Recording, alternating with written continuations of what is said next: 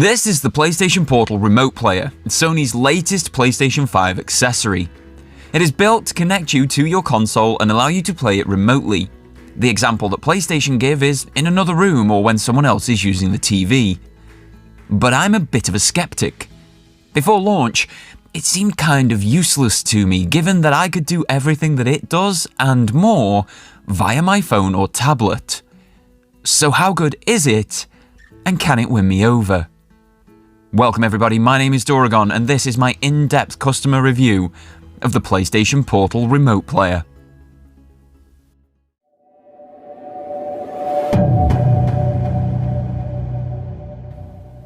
Purchased for £200 direct from PlayStation, this is my PlayStation Portal.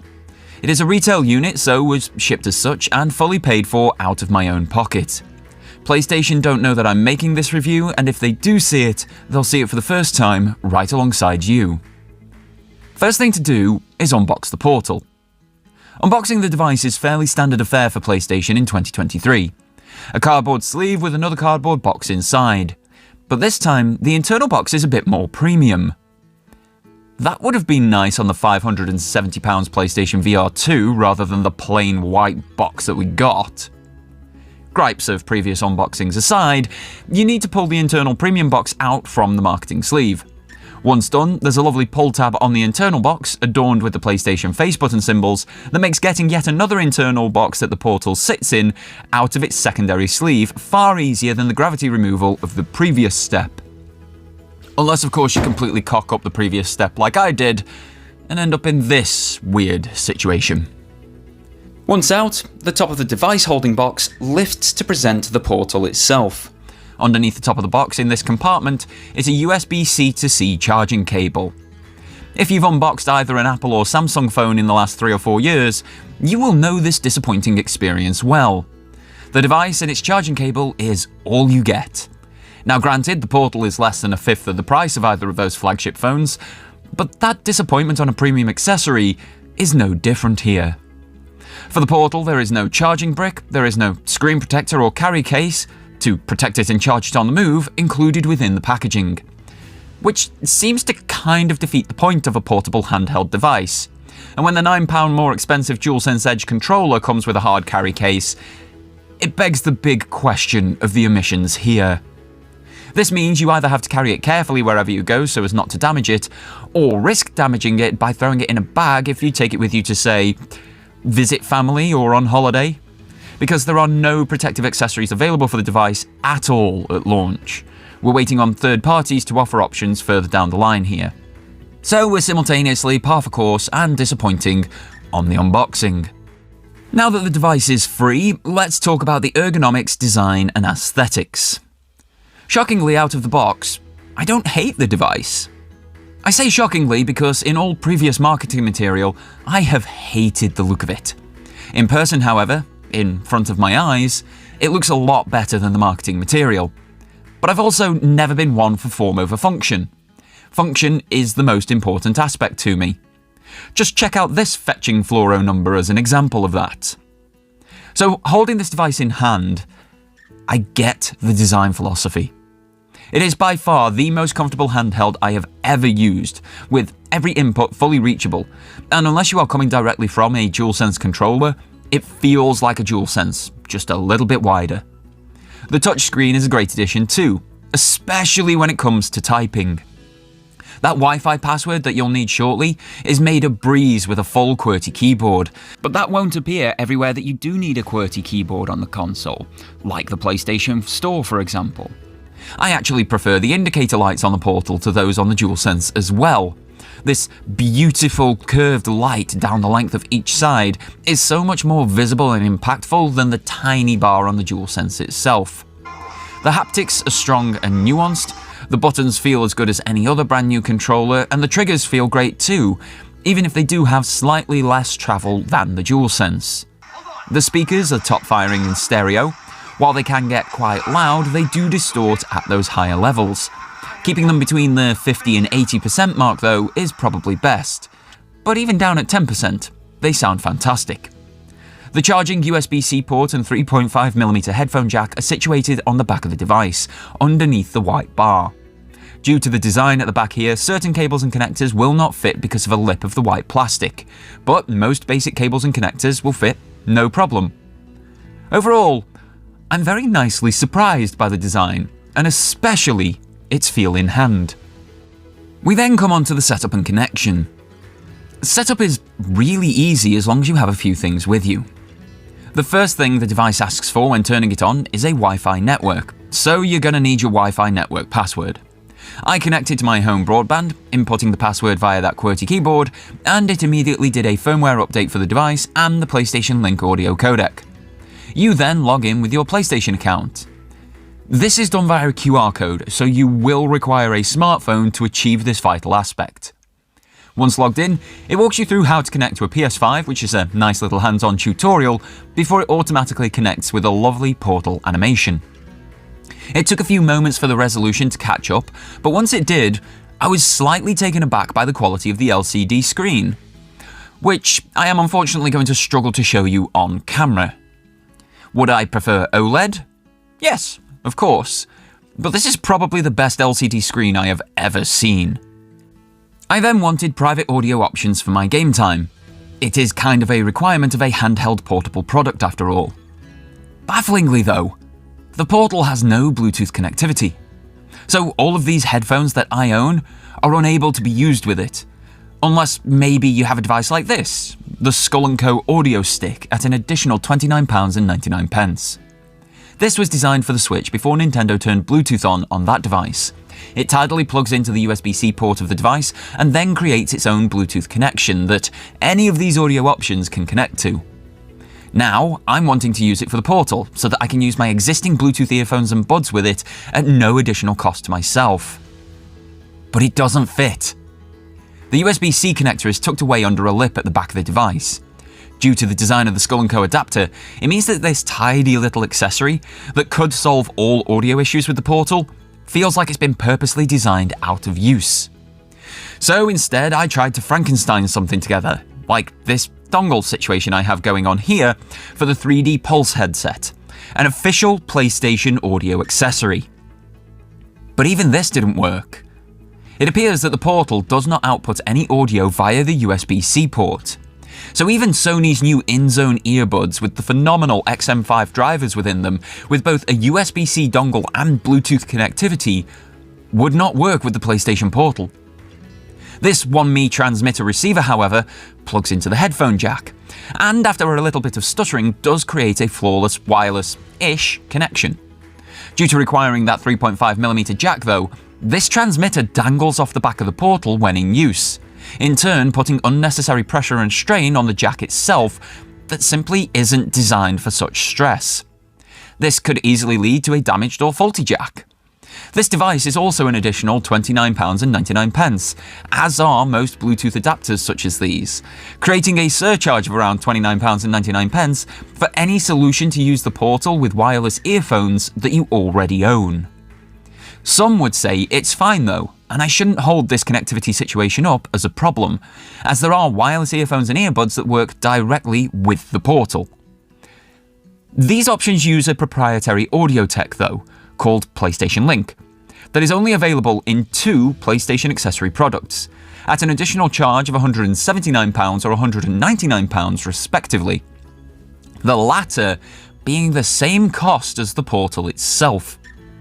To make that situation worse, neither of these options are released just yet. They come out in December 2023 and February 2024. This will therefore be the bane of every parent who has bought one of these for a kid over this year's holiday period, when kids just have their game blaring out of the built-in speakers while parents are trying to watch TV.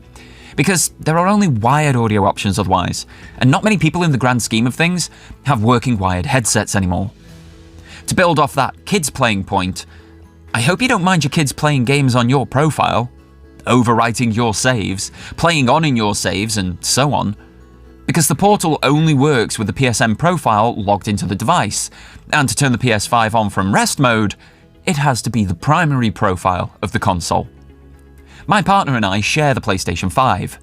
The Portal was going to be a great way for both of us to play, especially games like Temtem and 2 Point Hospital. But to get it working for her, she needs to log me out of the Portal, log herself in, turn the PlayStation 5 on, select her profile on the PlayStation 5, start remote play on the portal, then turn the television off, then start the game. She literally needs to be right by the PS5 anyway, and implement 4 extra steps to use the portal on her profile over just playing on the TV that she's next to anyway. I understand that this is how remote play works on a phone, a tablet, PC, Mac, and so on, but the portal is a dedicated handheld accessory for the PlayStation 5 specifically, direct from PlayStation. It's meant to be the best remote play experience available. But that still isn't the case if you aren't the primary profile on a console. So those PS5s that are shared between an entire family will actually get no use out of this, because the additional steps created for use by this connectivity challenge are too great a barrier to entry. Say you are going to be the sole user though, and you want to take it to a coffee shop or hotel and use their provided public Wi-Fi to enjoy a game while out and about. You face a problem connecting if that Wi-Fi network requires internet authentication. Essentially, those pages where you hit I accept to gain access to Wi-Fi. Because there's no internet browser on the portal. This means you can never connect to those public Wi-Fi networks because you have no way of accepting their terms. You can connect to your phone's hotspot though, and this actually works, which kind of shocked me. I'm lucky enough to have fast 5G in all areas that I frequent, so even in the woods or on top of a hill, I can connect and maybe play. But it is dependent on your connection environment, and can be a crushed, glitchy and buggy mess as beat-em-ups discovered. It can give the portal much more range though. Through all of this, what connections the portal does have, that can actually be tested at this time due to a lack of PlayStation Link devices being on the market, work. The challenge is that industry standard connection options that every casual user has solutions for are missing or software locked, which makes the entire device overly complicated and difficult to use. But now that we have what connections we can get sorted, what is the gameplay like? A mixed bag is the honest answer.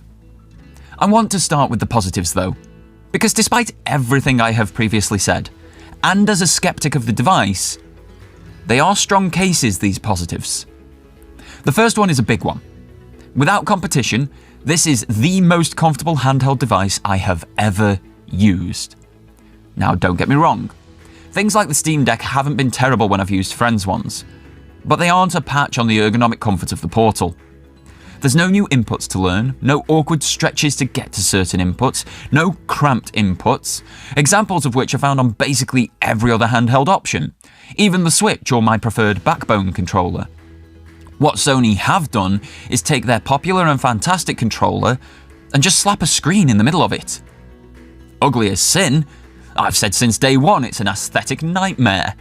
But when it feels this good in game, I don't care. I'm actually hoping that all future handheld devices lean more into this design philosophy. Just put a screen in between two halves of a good controller and we'll all have much better gaming experiences if they do, no matter what platform. I also love that screen, which are words that I never thought I would hear myself saying. I haven't used an LCD screen outside of work for many, many years. I refuse to play my Switch handheld because the LCD screen on my model looks terrible to my eyes, so I dock it and play it on my OLED TV. The work laptop has work on it. The only thing I care about with that screen is that I can see the systems I have to access. Everything else is OLED or AMOLED. So for me to say that I love the LCD screen on the Portal should hopefully give you some idea of how damn good it looks. It is a 1080p 60Hz display. While there is no HDR here, the saturation, contrast and colour profile seems excellent and offers a HDR-like experience. Games look gorgeous on the 8-inch diagonal display, especially with them filling the 16:9 aspect ratio. The 1080p resolution is perfect for the size, and as I don't have a HDMI 2.1 TV at home, 60 FPS is all I can achieve out of the console anyway. When playing, this feel in the hand and the beauty of the screen really do immerse you fully in the game that you are playing. The only thing more immersive is strapping the PSVR 2 to my face, but then I have to be tethered to the console and physically active. The battery life is another huge positive for me. While I haven't done a battery drain test in the vein of folks like Mr. Who's the Boss or Linus Tech Tips, I've had absolutely no complaints with it in my normal day-to-day use. Sony claimed they wanted to achieve the same battery life as the DualSense controller, and if anything, they've exceeded that. Multi-hour play sessions are a breeze, and I've never felt that battery panic at any point. The 4,300 mAh cell in the Portal is optimised brilliantly, it seems. And that's hugely impressive given the full suite of feedback and DualSense features that are included. In a game like Returnal, you feel every single raindrop and footstep through the haptic motors. Every action has a physical reaction through the controller, and there is honestly no perceptible difference between the Portal and a standard DualSense. The trigger resistance feels identical too. The Portal for me, though, does have a leg up over the DualSense when it comes to the included speaker. While I don't hate or even dislike it on the DualSense, on the Portal, the sounds are part of one whole. And in games such as Forspoken, you don't have this weird dual output for dialogue through both the TV and controller, because it can only output through the Portal. These are all big and impressive bonuses and features, but the little things are very impressive too, such as being able to sit where and how I want. To play on the PS5 via the TV, I have to sit on this sofa facing dead front. But with the Portal, I can swing sideways, put my feet up and play in blissful comfort. I can even take it to bed and play there, or for the adventurous amongst us, into the bath. Though with no IP water and dust resistance, probably not wise, that one. The fact that it is 2 buttons to start remote play as opposed to multiple more on my phone is also a lovely improvement. The controller is attached, so I don't have to remove my phone's case and attach the backbone, and I get that aforementioned feedback which the backbone doesn't do. And there are other little things that do impress me each time that I use it. But it doesn't change the remote play experience at all. To connect to your PlayStation 5, the Portal will use your home Wi-Fi or any other Wi-Fi that you connect it to, and then using that connection, talk to your PlayStation. But without port forwarding the PS5 on your network router, that experience is going to be terrible. To give an idea, this is my first play on the device, and Spider-Man 2 just froze, completely. Multiple times for multiple seconds at a time. It was completely unplayable, which meant it was a terrible first impression. And I had all of the required ports open already, as I use remote play on my phone and tablet regularly. Imagine what that experience is going to be for someone who hasn't opened any of those ports and doesn't even know what port forwarding is. But that also means that your connection environment will play a massive part in your experience. Even with the open ports, things like interference, your home's construction, ISP throttling, distance to router, frequency of the connection, other people on the Wi-Fi and more can and will affect your game time. During my testing, and once again remember I have everything set up appropriately and a mesh network in my house, I have experienced input lag, severe pixelation, complete disconnections and freezes. It's not my network. The service requires a maximum of 15 megabits per second to function. At the lowest, I achieve 360 megabits per second down and 95 megabits per second up at the furthest point from the router in my home, with only myself and my partner on the network. In the ideal situation, so in my living room, which houses both the router and PS5, I'm at 1,200 megabits per second down and 95 megabits per second up. On screen now is a full list of the ports that I have open to support remote play. It cannot therefore be my internet connection. It is fast enough and stable enough. I've done all of the required adjustments for the best possible experience, and I've also had flawless remote play experiences since 2013 on my phone, even using it in Auckland, New Zealand back to the UK in 2016 and Tokyo, Japan back to the UK in 2019. Over 18,000 kilometers and it worked flawlessly. But in the same room as the console? On the Portal I have challenges. It's annoying. I know what my remote play experience is. The Portal is a remote play dedicated device. Yet my phone does a better and more consistent job than the dedicated device. And that comment brings up a valid counter to the Portal, despite the big positives I've mentioned. The competition. Because the Portal is not the only device that can do remote play. In fact, the likelihood of a household that has a PlayStation 5 also having a device that can do remote play is high.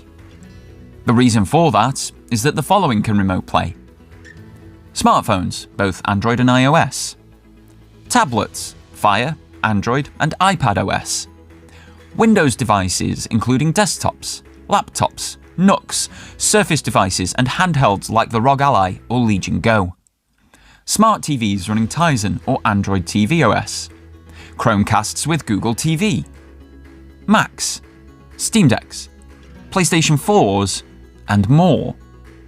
As you can see, the list is extensive, and every household with a PlayStation 5 has at least one of these other devices. Because the PS5 comes with a DualSense controller, most of those devices can achieve that DualSense feedback too. It may require third-party and open-source apps such as PS Play and Chiaki, but Chiaki is also a free app like the official Remote Play app. Many of these devices have superior connectivity too. My phone, while being nearly 2 years older than the Portal, has higher-grade Wi-Fi antennas facing more directions within it. A teardown has shown that the Portal uses 2020's Qualcomm Snapdragon 662 low and mid-range Android chip. This is less powerful than the Switch and many £100 phones on the market in 2023. My S22 Ultra has the Exynos 2100 flagship chip. This gives me greater connectivity, range, and a more stable connection. PCs and Macs will take that further with even better equipment. There's obviously a conversation about cost to be had when it comes to the competition. But is that a fair conversation? If you're looking at two new devices solely for remote play, then £200 for a dedicated device like the Portal is generally going to be the better option. But how many people are shopping for a remote play dedicated device prior to the release of the Portal? They're a very small demographic. For those who then want to utilise remote play, most are likely watching content like this on a mobile phone or PC. They can do remote play on that device using the DualSense they already own at no additional cost to themselves. So there's a lot of competition in many shapes and sizes and cost levels. But how does the Portal stack up against that competition in terms of value? Now this is where things get difficult. The day before launch, Hideki Nishino, Sony Interactive Entertainment's Platform Experience Senior Vice President, stated, "In terms of Portal, remote play and the cloud are only different in terms of where the server is, and there are no technical problems. We will start with remote play and proceed with verification." Now this is a translated quote. The original is in Japanese and was published in AV Watch Japan. Via the translation, this quote seemingly states that PlayStation Plus Premium subscribers could in the future access PlayStation Plus cloud gaming on the Portal. This could easily heighten the value proposition of the device. At £200, $200, €220, that is an incredibly cheap access point into the PlayStation ecosystem if you can play cloud games on it. But that access point comes with an annual subscription of £120 if this statement comes true. And that's non-negotiable, as there is no way to play native titles. Granted, there's an annual fee with the PS5 itself, but at least you can lower that to £60 if you only take the Essential version. And if you only play single-player games that you buy, you don't need the subscription at all with the console. But this is all hypothetical. At launch, there is no cloud gaming, and you should never buy a product on the promise of future updates. Often, manufacturers will fail to deliver those promises. You buy a product on the benefit of what it offers you at that precise moment in history. In that regard, the Portal does exactly what it says on the tin. It offers remote play on an 8-inch screen with full DualSense capabilities. At that price? Is that enough though? To use the Portal at launch, you need a PlayStation 5. The PS5 comes with a DualSense controller, and that can be connected to a phone or tablet to offer the same experience, even down to DualSense features with the PS Play app or Chiaki, with no additional outlay to the user. But this is also true of wireless and Mac devices, Android and Tizen TVs, handheld gaming consoles like the Steam Deck, ROG Ally, Legion Go, G-Cloud, even jailbroken Switches. Every household that has a PlayStation 5 has at least one of these other devices, which to my eyes brings the value into question.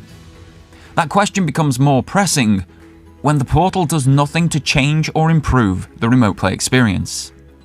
It still connects to your PlayStation over an external Wi-Fi connection. There's no dongle or direct link to the console. It works the same as any other device does for remote play, meaning the same connection challenges as any other device. Gameplay on only one profile, no media viewing on YouTube, Netflix, or even Sony's own Sony Core service are allowed via remote play. Port forwarding still needs to be undertaken to get a smooth, and at best for most people, playable experience. And there are 15 or more ports that need to be forwarded. Try explaining that that needs to happen, and how to do it, to a non-tech savvy household. It's not easy. And for those households, it'll be a breaking point. To take the Portal elsewhere, you need another Wi-Fi connection available. Public ones are going to be hit and miss, so you're going to be tethering your phone most of the time. But that will require a lot of mobile data, and high or unlimited data bundles for phones aren't exactly cheap. On the cost perspective, I have heard many times that £200 is way less than £1,000 plus for a phone. And you're not technically wrong with that statement. But when that statement is said to me via a £1,000 plus piece of tech, be that a phone, tablet, laptop, PC, Mac, and so on, the statement loses all meaning. You already have that device and its capabilities in hand. The £200 for the Portal is £200 additional pounds above the already spent £1,000 plus for the device you're complaining about it on. Is the £200 Portal easier than those other options? Totally. You can pick it up, press 2 buttons, and as long as the internet connection is good enough, connect to the PS5 and start playing. That saved time and ease of use is valuable. But is it £200 additional pounds of cost valuable? For me, no. For others, yes. The reality of the situation is that value is subjective. For me, it is based on how much usage I will get out of the device. With a perfect connection environment, with Wi-Fi 6 and a 5 GHz connection, a hardwired PlayStation 5 sat in the same room, every port open, I still had issues. And that screams of either unfinished potential or a cheap cash-in. And with the Snapdragon 662 inside, cheap is definitely a big part of the conversation. While Hideki-san's quotes buoy me with the possibility that the Portal will be a cloud device in the future, that isn't a reason to buy it now, because it can't do that. If you get value out of remote play without the Portal, that will likely be increased with owning the Portal. But I get great value already, and the Portal has on many occasions performed worse than my phone with a backbone attached. But the experience I have with the Portal when not experiencing challenges is great. It's a mixed bag once again. After all this, what's my conclusion on the device? Has it converted me? Short answer? No. But that answer loses a lot of the nuance of the conversation. There are positives to the device. Its ergonomic design needs to be adopted by all future handheld devices, as ugly as it looks. It is designed to the use case. The right size and resolution screen, good weight in hand, decent speakers for the distance you are away from it, familiar and easy to reach inputs. When things are working well, it's a joy to play on. But that is so dependent on outside factors. The fact the Portal doesn't change or improve the remote play experience at all is disappointing. And when other devices have better processors, which include better modems, higher quality and more antennas, that experience is often better on a different device. The fact it is too difficult and cumbersome to switch accounts prevents household use, and the lack of Bluetooth is still completely baffling, especially when the chip inside can do it easily. There are people who will adore this device. It fits their lifestyle, fits their gaming style, and they don't care about the caveats. There are others still who will naysay anything less than positive said about the device. Them, you probably shouldn't listen to. For me, the Portal is an incredibly difficult device to recommend. With so many provisos for use, for the vast majority of people, it's too much work to even be considered. But there will be people that it is perfect for, to help them get more PlayStation 5 game time. It's not for me. I will now use it as I have bought and paid for the device, and it will allow me to bring you updates in the future. But had this been a trial, there's very little in the device that would convince me to drop £200 on it. Who knows? We've seen redemption arcs for hardware and software in the past. This may be one of those going forward. Make sure to subscribe so I can bring you updates on that. And in the meantime, check out my Spider-Man 2 review to see if it's worth the money, and until next time folks, have yourselves a fantastic day. And take care.